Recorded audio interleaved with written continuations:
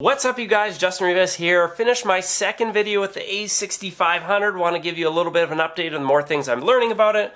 If you're just following along, I've been a huge advocate for Panasonic and their systems, but I've decided to make the switch from the Panasonic G85 to the Sony a6500. Now, yesterday's video, I think it was yesterday's video, after doing my first video, I basically said that the G85 is better than the Sony in every single way except for one, which was the focusing. Now, I'm discovering a couple of things where I would say the A65 is better, or I'm finding out things where I'm like, oh yeah, I didn't know about that, or I'm learning about that. You know, that maybe helps balance that out a little bit more. This one still has issues. Battery life sucks. Rolling shutter, which is like where your lines get blurry, sucks. Shooting at 4K can overheat.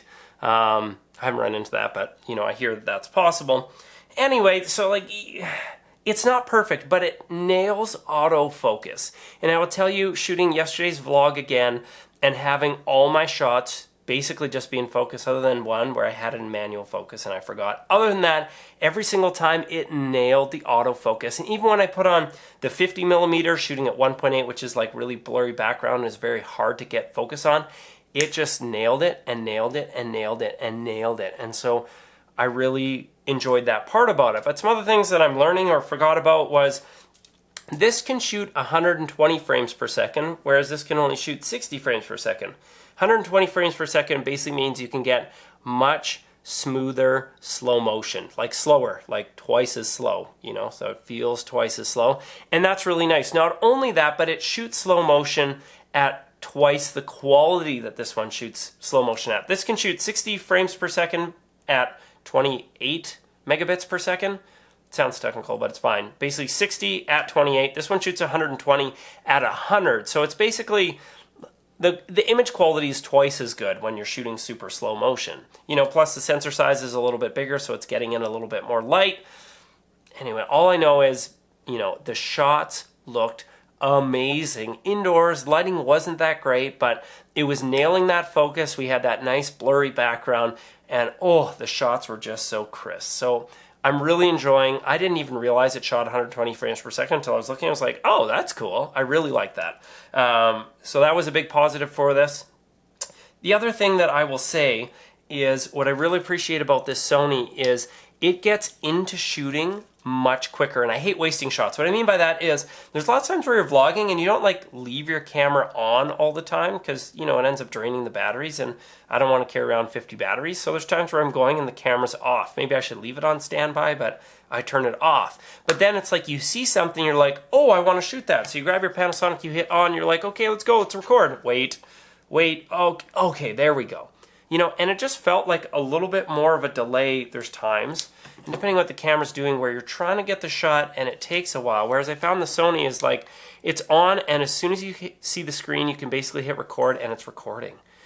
And those extra couple of seconds, I know there's been times, numerous times, where I wanted to grab a shot with this and I missed it by like a second, and gaining a second here just helps. Because, you know, when you're vlogging, like, you don't get the chance to ask everybody to set it up and do it again. So when you miss a shot because it's out of focus, or you miss a shot because the camera can't turn on in time, I mean, again, there's ways around that, but it's just a small thing that I think is going to help with the quality of vlogs. Now, yesterday's vlog was shot at 1080p. It wasn't shot at 4K, and so the rolling shutter jello thing wasn't really noticeable. The other nice thing about this is this shoots basically twice the quality of 1080p that this does at 50 megabit per second, and so you can pull off a slightly nicer image without having to buy a GH4 or GH5. But anyway, just some thoughts for the day, some other questions I got asked online. Audio preamp, like auto quality wise, this one seems just as good as this one. There's basically no noise between either of them, so I like that. Again, this touchscreen, it's kind of a joke. At least when you shoot at 1080p, I think you get twice the brightness, whereas at 4K they have to dim the screen to keep it from overheating. Like, craziness. Taking some photos with it. I took a really nice photo of my wife where you can see that shallow depth of field. One eye is in focus, the other one's out of focus. That's with the 50mm. The other nice thing I like about the Sony is just the option that the ultra-wide angle lens has optical stabilization in it, and the body has image stabilization in it. Working together, it should be good, as long as you don't get that heavy rolling shutter. Anyway, I think that's it. Just kind of wanting to continue to update you guys on my process.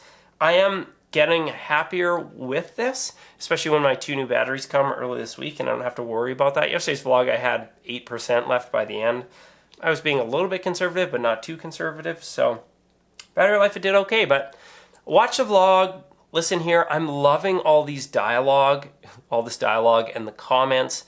You guys are really passionate about it, but at the end of the day, again, remember, it doesn't matter what camera you have. You can go out and make quality content. There's just minor variances, and it's going to be different for every person. I'm not saying this is a better camera than this. Right now, I think this may be better for what I'm personally doing than this, for these kind of vlog style videos, as well as I want to do tech videos where I throw things up in the screen, or these kind of like inspiration where I'm talking to the camera, I want really blurry background. I just want that focus nailed, but allow me to still move. So for those few instances, I think this will be better, but it 100% may not be for you. Also price-wise, expensive. Anyway, I'm Justin Rivas. Thanks for watching. I'm going to continue just kind of updating on the journey, provided you guys keep asking questions and want to talk about this stuff.